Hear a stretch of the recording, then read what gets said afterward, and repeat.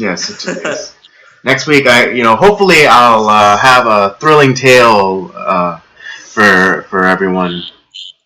So hopefully. Yes.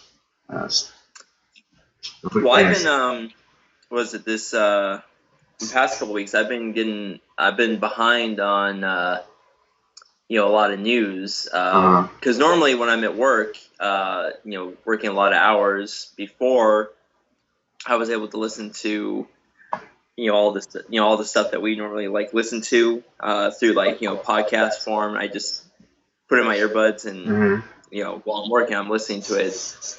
Well, they changed that, I guess, for a few various reasons. That policy is now changed, so I can't do that anymore, at least for the moment. At work? So I've been So I've been even when you're working in the back. Yeah.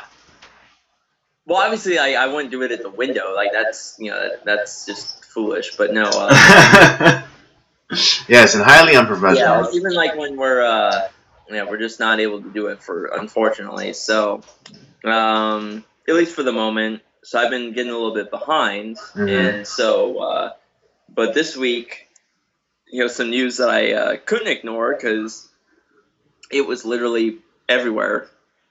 Yes. With the whole controversy with love him or hate him, and whatever you think of him, Alex Jones has been a big target of Facebook, Twitter, iTunes, any sort of place where you get any sort of social media. They've been pretty much censoring him or outright outcasting him, so you can't get his content anymore, which is a horrible violation of the first of free speech rights, and they label it as something like, oh, we just don't want fake news or all this stuff. But the way it's like, well, you're allowing other people this crazy woman Karen Jung to rant racistly about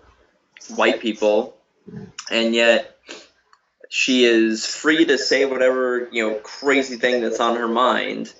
Yet Alex Jones, who might be a little bit of a character to say the least, but there's some things where he is 1,000% correct, and a lot of he's had his thumb on the whole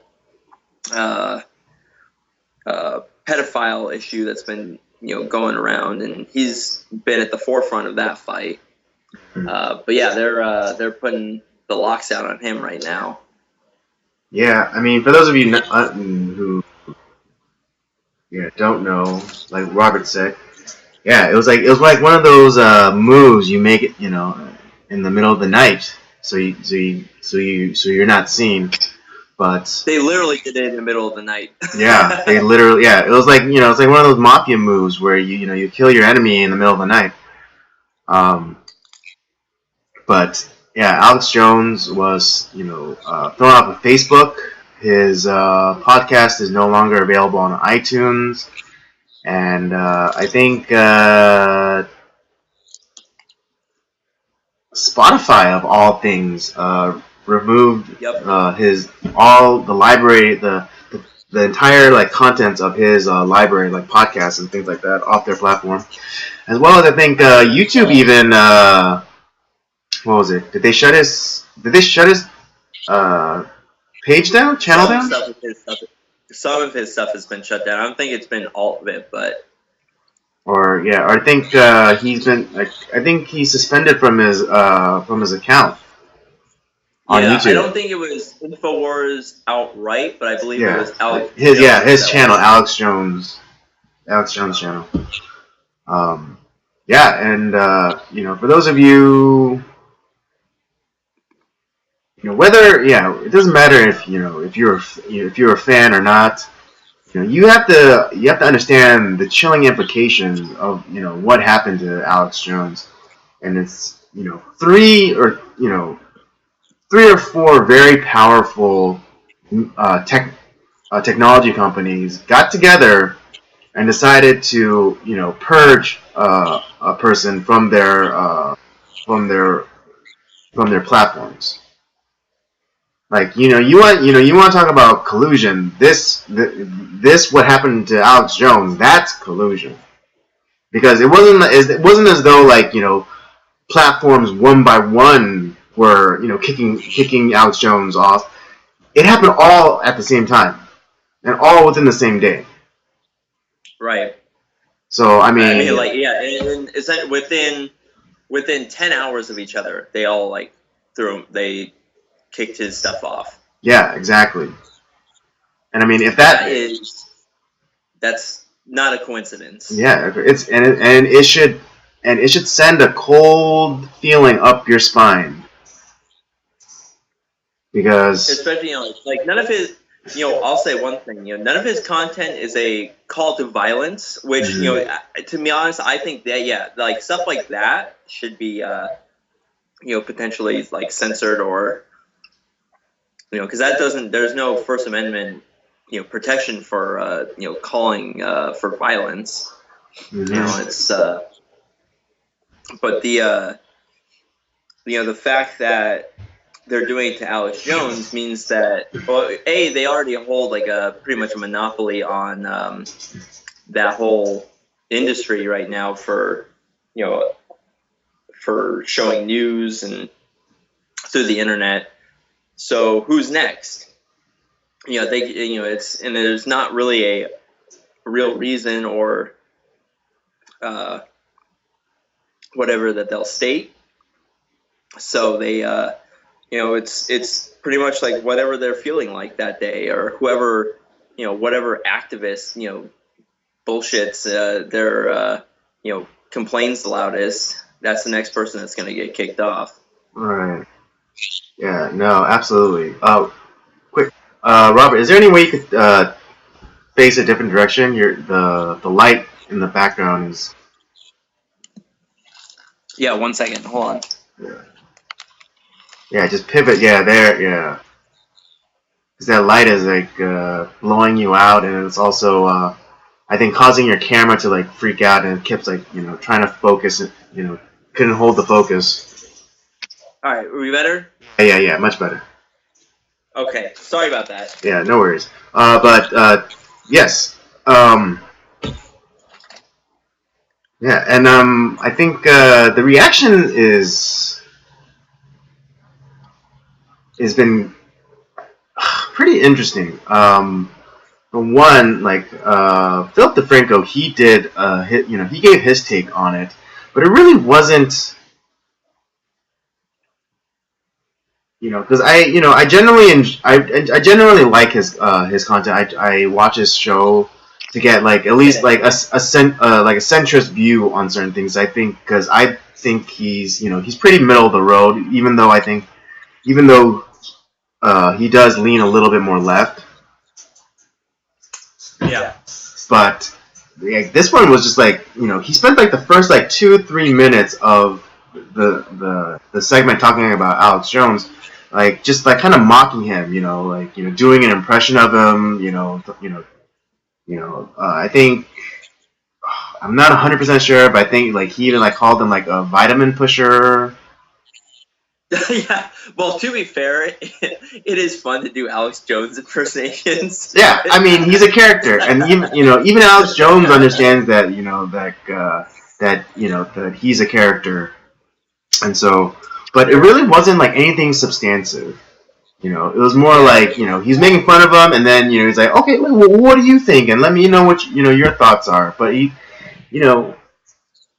and Philip DeFranco, he's been someone who has criticized YouTube and big tech companies, because he's also like experienced some of the pangs of the what is it. The nebulous terms of service of YouTube, because like his videos were being demonetized and all that stuff back in the day, and he was constantly asking like, what the heck is going on YouTube, and I just want some clear answers.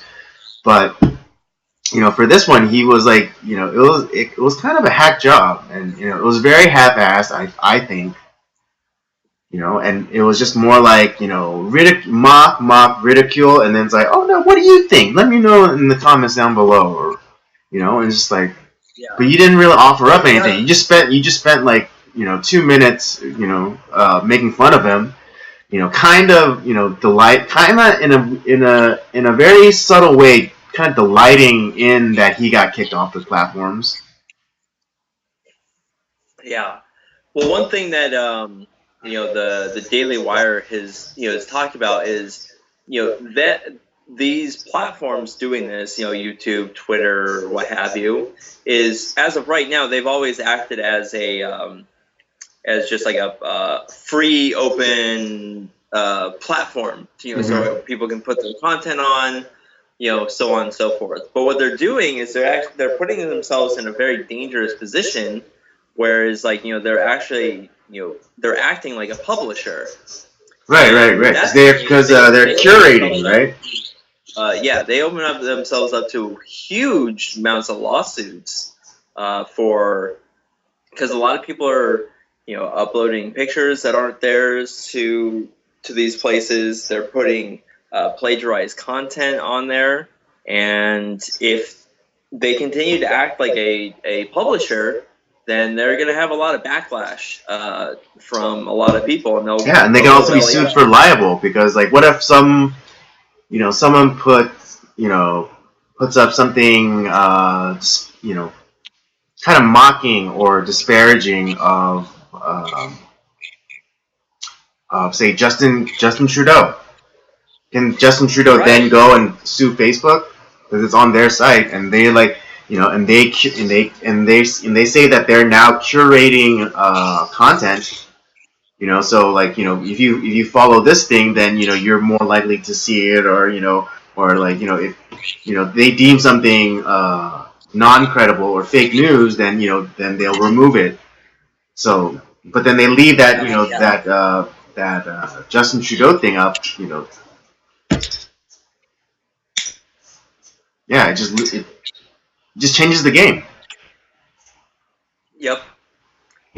That's where I'm kind of seeing that be a potential direction that is going to happen at some point, because there has to be some sort of backlash against these guys who you either have them change the way that they do things, or I don't know, or there's going to have to be some sort of conservative version of these things to or well, I think they're acting like a monopoly at this point, and so that they totally are. They totally are. I mean, it's to the point where Google is now synonymous with the internet. Like they're like interchangeable. When you talk about the internet, you're talking about Google, and if you're talking about Google, you're talking about the internet. It's to that point, and it only behooves, like, especially content creators, such as ourselves. It behooves us to, not necessarily financially or monetarily invest, but also just, finding other platforms to post our content. Right. And I think, it's kind of it's the point of no return for companies like Facebook and YouTube and Twitter, because they dug themselves their own grave. But you could be a private company, but if you adhere to constitutional law, then you're only benefiting yourself. Right. Yeah, because there's there's some now, like, upstart platforms like Gab or BitChute, Minds.com. And I think after this whole Alex Jones thing, I think that there's going to be a significant migration over to those platforms. I could definitely see that. I mean, what is it? I always say it, but don't be foolish enough to think that the knife you sharpen to slit your enemy's throat, can't be used to slit yours. Yeah, exactly. That's like I said. You say what you will about Alex Jones and like what he does, but and I think there should be a lot more people standing up for him in this case, because, like you said, if it can happen to him, it can happen to anyone. Right. Yeah. And I think when this happened, I think Ben Shapiro was kind of giddy, or his version of giddy that Jones was was kicked off, and I think that's sad because he was very had a lot of Schadenfreude to that. Well, I mean, it's been him and Alex Jones definitely don't like each other. I think that's probably part of it, but the fact is that the same thing could happen. Well, I mean, the Daily Wire. Robert, could you tilt your camera up a little, or there it is. Is that better? Yeah. Yeah. I mean, the Daily Wire does have its own thing going for it, but they do actually use like YouTube and like other platforms to show their content. And if they like I said, what could happen to Alex Jones could happen to them. Like they're just as conservative as Alex Jones is. Maybe not like the extreme personality that Alex Jones is, but definitely conservative, and certainly they could be targeted too. Right, and I think they're foolish because the next thing they're going to go after is what is it? Domains. Yeah. So whatever service that the Daily Wire has their stuff on, they can easily go after them through the domain service. Just because they went and built their own site and they have like the paywall and everything, that they think that they're insulated. I mean, but unless you own the servers, unless you own the storage, then you're vulnerable. Right. And I think that's going to be the next the battlefront. Is them going after domains and maybe even ISPs. Yeah, that's the gosh. I mean, that's really where it's trouble. It's a troubling thought because this is a huge battlefront right now for free speech is through the internet. And this is one of those, like, we have to fight now, otherwise if we don't, we're not gonna have any sort of freedom or liberty. Yeah, exactly. I think we have to try and preserve as many freedoms as we can now, because if we just lay down and take it, then they'll never let you back. They'll never let you back up. I mean, that's a kind of a variation on something that Owen Benjamin says. Like, if you take a knee, then they'll never let you stand up again. Yeah, pretty much. Yeah, same thing. Yeah, if you lie down and take their crap, then they'll never let you back up.